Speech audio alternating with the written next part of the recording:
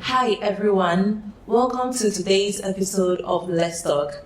I am so thrilled to have with me Professor Adebanji for today's episode. She is a role model, a mother, a professor, and so much more. She is the founder of KNUST-LISA. She also leads Transforming Evidence to Action Capacity in Higher Education in Kumasi, Ghana. Talk about experience. She has lectured over 10 years and mentored lots of students. Please join me to welcome Professor Adebanji. Welcome. Thank you. Thank you so much, Thank you for having me on your program. It's a pleasure.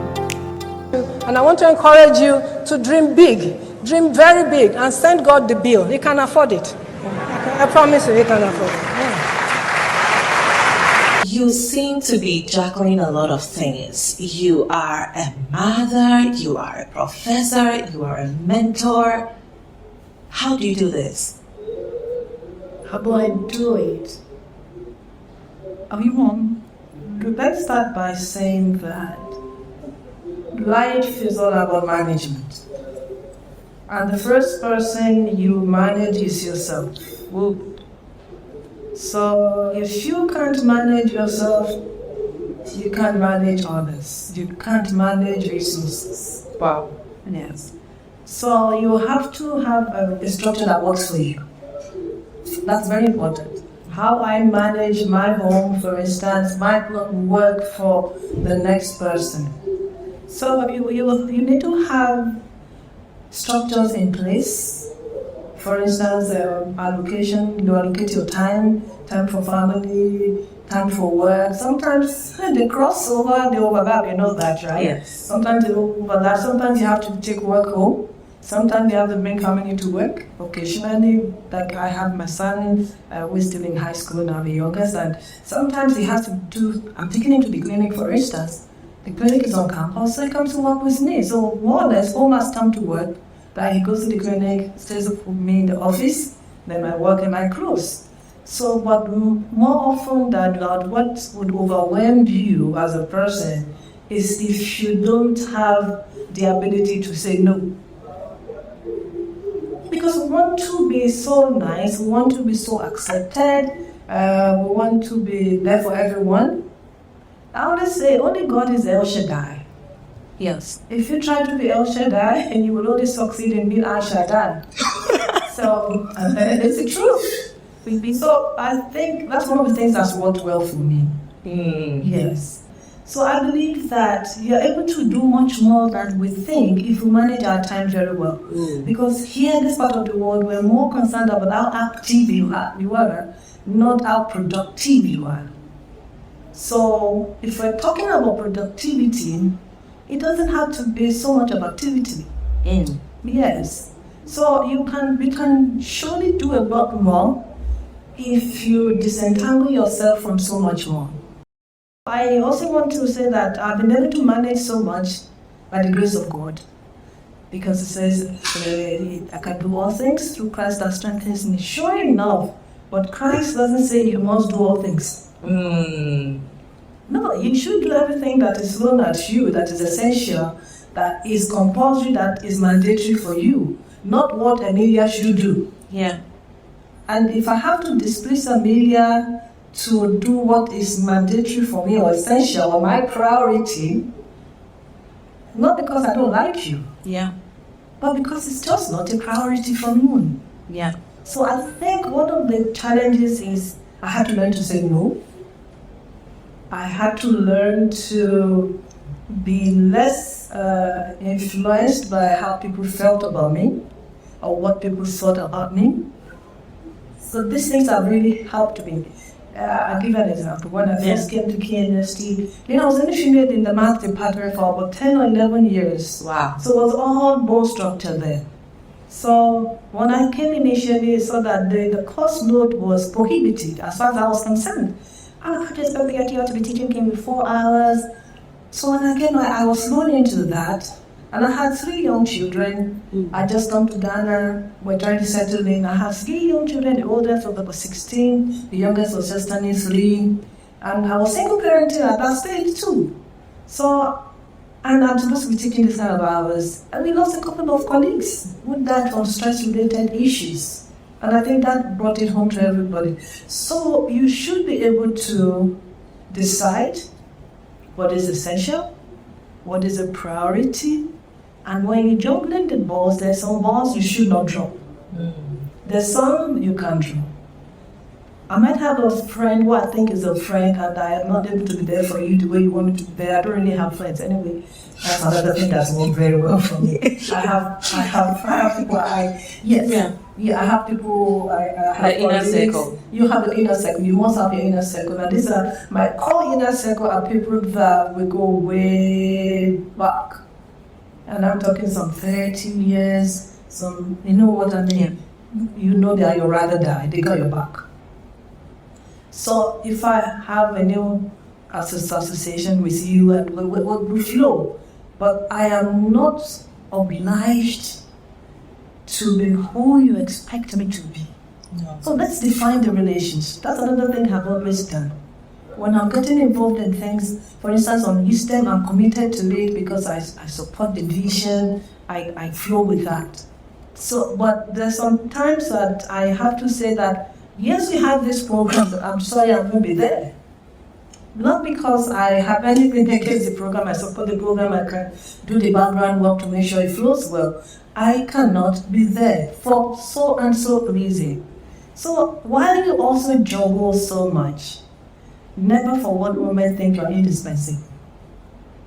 So the moment you think, if I'm not there, nothing works, I think we tend to burn ourselves unnecessarily. Yeah. I'm not saying don't be hard work. I lose slothfulness. I can't stand it. Sometimes I feel I drive myself too hard, but there should also be a Sabbath.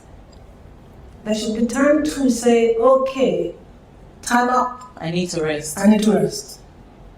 I need to rest. And this very lovely device is to our rest. So sometimes if I'm going out, I'm saying, look, I need time out, my phone is also off. It's proper rest. Because things are happening so fast now, you know, right? So it's not even like what we juggle now is a lot more than what we're juggling some 10 years ago. So that has really helped. Then you must have your anchor. Because you never know what the curveball life will throw at you. Yeah. So you must have a spiritual anchor. So once you have your anchor, so you will be swung around, pushed around a bit, but you are rooted to your anchor. So if Christ is your anchor, make sure you are not a Christian by religion, but you're a Christian by relationship with God. Wow. Yes. Make sure He knows who you are. Because you talk to Him often, He knows your voice. But you will know His voice. Yeah. So having done all to stand down. If the lot in life would happen, I want to push you open and make sure you still stand.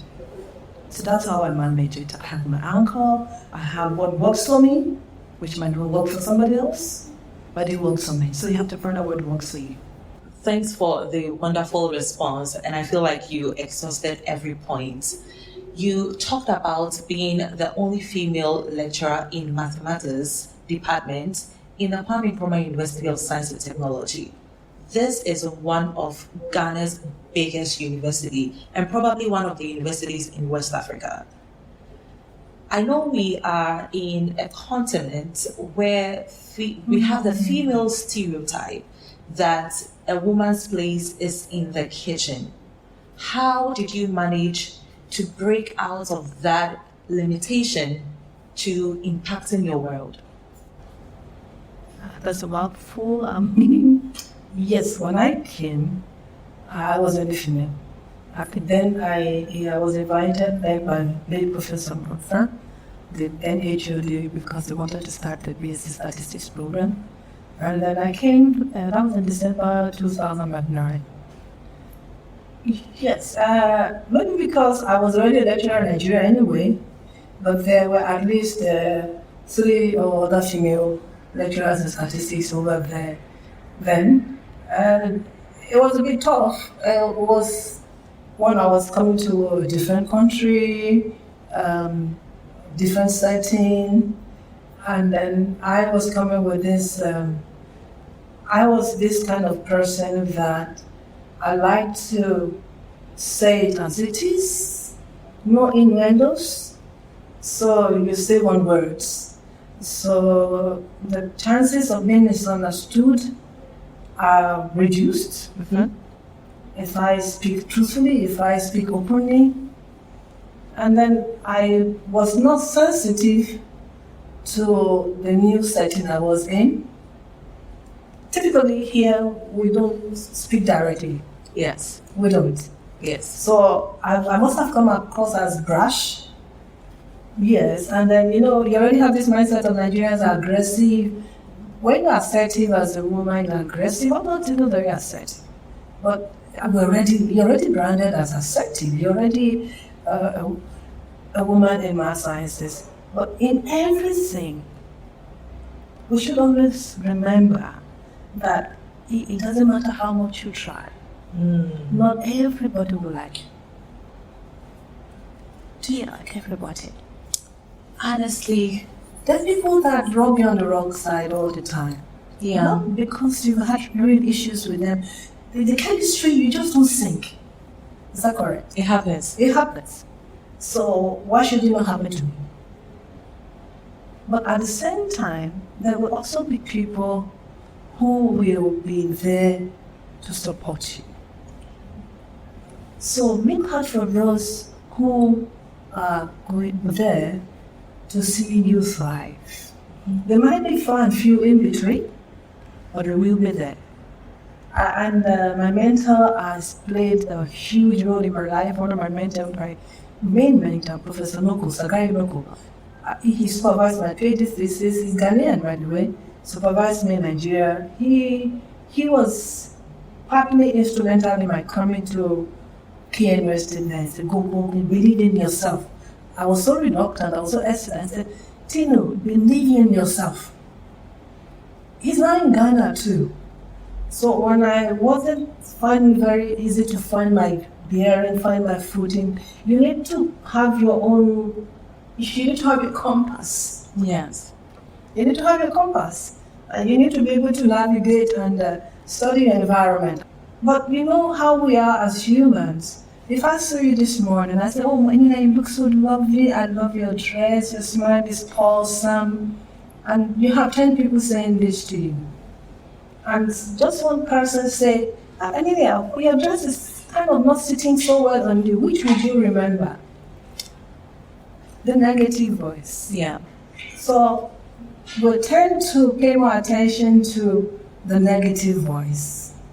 You're spending all your energy trying to convert that negative voice to a positive voice, forgetting to nurture the positive voice so that it can grow and become louder. Yes. So I had to learn all of that. And then when I became the first and the female associate professor, I guess it was about time I was like, okay, she's here for real. I know, maybe, I don't know. And then when my full professorship came in, I got peace. And yes, so it was my okay, up to an extent. Yes. So, but as even some of those who were not really very supportive, you would become strong and become very good colleagues. Yeah. Yes. So after a while, it might take a while. It might take a lot of effort, take a lot of forgiving. Okay. You would have to forgive. You would also have to be forgiven. Yes. Yes. So I think that really helped me. And there were times I had to go and read about, I actually want to do things, getting along with very annoying people. I had to read that. Yeah. So I had to learn how to manage people who are not easy to get along with. Yes. How to conserve your energy, how to choose your battles. You don't have to fight every You battle. don't have to fight every battle. So some voice you can ignore, some you can pay attention. So you still have voice that will be still negative. Yes. It doesn't matter how long you have been in any system.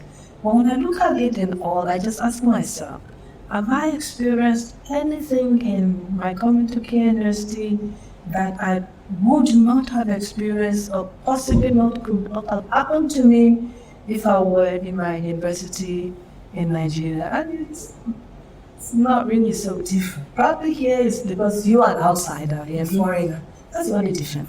Yeah. But virtually every other thing that you have seen could have happened to you anyway.